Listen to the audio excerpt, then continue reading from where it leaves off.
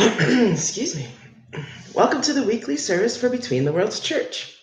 Between the Worlds Wiccan Christian Church is intentionally radically inclusive, and we welcome all persons of any race, color, age, ancestry, sexual or relationship orientation, body size, gender, religion, or any other difference. We respect each other and remember that all of our beliefs are equally valid in the eyes of spirit. We love all the deities that are represented in our virtual congregation, and we include Jesus in our spiritual practice, however he may come to us. I'm Reverend Gina Pond, and I welcome you. And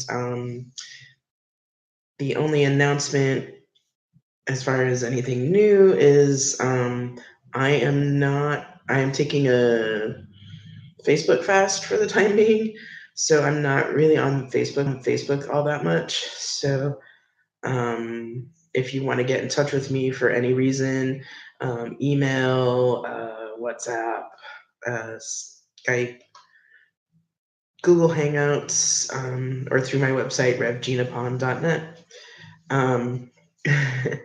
And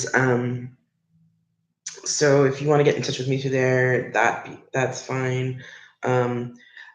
I probably won't be posting for the announcements for the services on Facebook for the next week or so.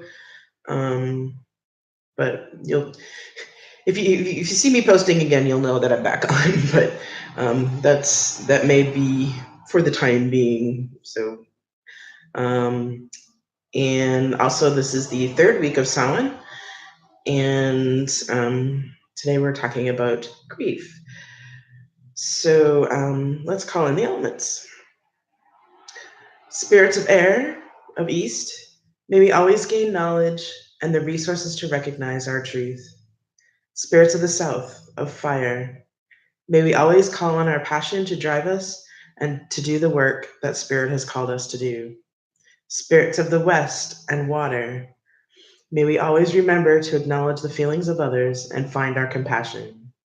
Spirits of the north, of earth, may we always remember that no matter who we are part of the earth, and that we are made from the earth and will go back to the earth.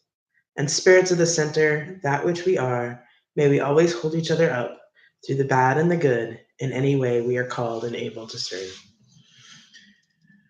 So today I'm calling in Hecate and all the other spirits of the dead, like Arthi, Morgan, all of them. And all of the mother deities to help us through the hard times and through grief and through trying to get through the day. So if you'd like to have prayer said for you, or if you have permission from others to have prayer said for them, you can post them in the chat or just say them yourself out loud. Today I'm praying for the US, that they get through the midterm elections and that people go vote and that things hopefully start to get better. I also pray for all those who have been stricken by the various storms, the hurricanes in Florida, the ones that would hit the East Coast. There's been a lot. Also, for those who are affected by the flooding in Majorca, including my father-in-law, and anybody that I forgot, anything I forgot to pray for, we will add in there. So for a moment for silent prayer.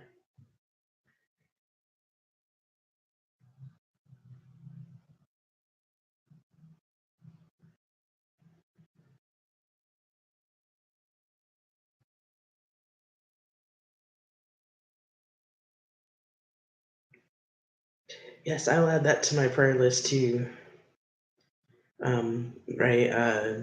Ray is asking for prayers for those who are fighting voter suppression in the USA, and I'm definitely adding that to my prayer list because some of it's pretty ugly. Spirits of the universe, please hear our prayers. Please help us get through the next few months, especially those who are in the US, and, and help those who have been going through the current disasters that have been because of climate change.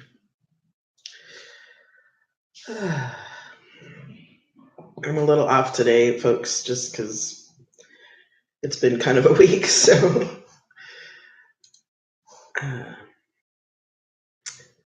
so, like I said, this is the third week of Samhain, and we're talking about grief today. And I want to do a quote by one of my favorite authors around death and dying, Elizabeth Kubler-Ross, and along with her co-author David Kessler. The reality is that you will grieve forever. You will not get over the loss of a loved one. You will learn to live with it. You will heal and you will rebuild yourself around the loss you have suffered. You will be whole again, but you'll never be the same. Nor should you be the same, nor would you want to. And I consider Elizabeth Kubler-Ross one of my virtual mentors. I mean, I never was able to meet her, but her books have really, really changed my life when I read them in very, very profound ways, especially when I realized what my vocation was. And most people know her for her 5 stages of grief and dying: denial, anger, bargaining, depression, acceptance. And while her work was an amazing breakthrough in dealing with death and grief, there are many people who take these stages as a linear process instead of what she really intended them to be, which is ways to name your grief while you are living through it. And what's important to remember about grief is that it is in no way linear. I mean, one day you'll be in denial, next you'll be yelling at your deities, the next you'll have depression, then for a few days you'll accept it and things will be okay until something reminds you of your loved one, and then you go through things all over again. And the point is that is not to just get over your grief. As the quote says, you learn to live with it. And eventually the days of acceptance become more frequent than not. And the remembrance of your loved ones brings more of a dull ache than acute pain as time goes by. But grieving is really individual. You grieve in your own time and your own ways. Some people do rituals like we do for Samhain, or some do private rituals. Some people don't grieve right away. They just kind of distract themselves with work or art or other things until they feel ready. Excuse me, until they feel ready to handle the grief. Some people need other people around them to reassure them that life goes on, and some people just was like, "Don't bother me, leave me alone." And it doesn't mean that a person might not need help, like professional help with their grieving, especially if it comes to a point where they might be a danger to themselves. But overall, it's better to just kind of let people do what they need to do, and to give yourself your permission, if you are grieving, to do what you need to do.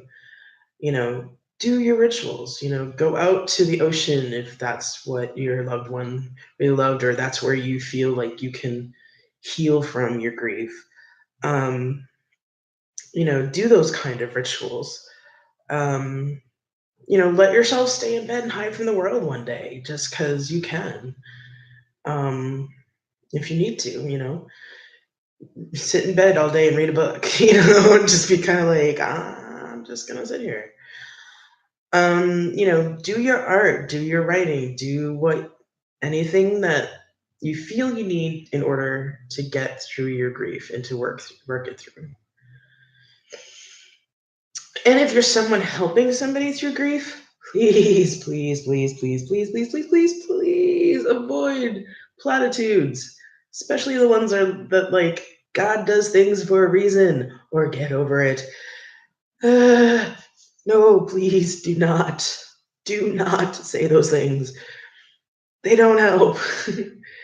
And they're trite. And I could go on and on about that. I can rant about that for a while. But please don't use those. The best thing is just to be there for them. Be a witness to the person's grief. And you don't even have to do anything sometimes. Sometimes you just have to sit there and be with them. or not be with them and just let them know, hey, I'm thinking of you. Or you help them do the rituals, or help them get their art and writing supplies, or help come over and cook them a dinner, cook them a meal, help them remember to eat and shower if they're really depressed. um, you know Bring them candy, and chocolates, if that's what it takes. um, and like I said, just even if you just text them and say, hey, I'm thinking about you, let me know if you need anything.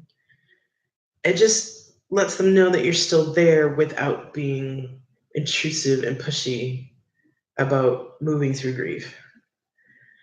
And I find that much more important when I work with people who are grieving,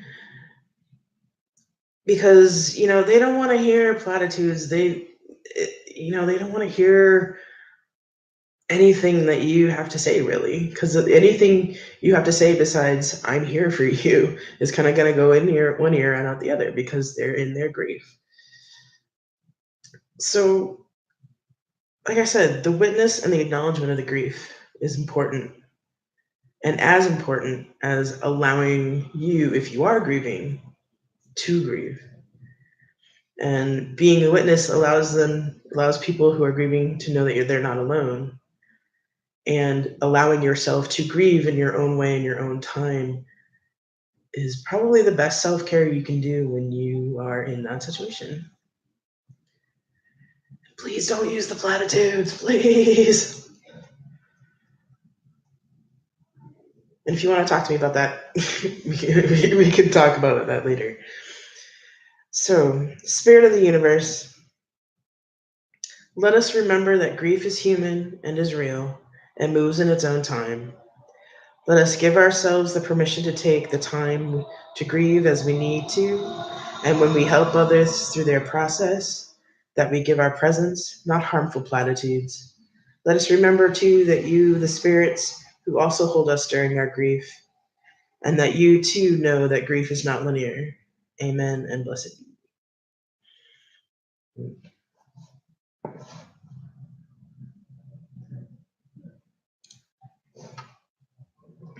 Okay.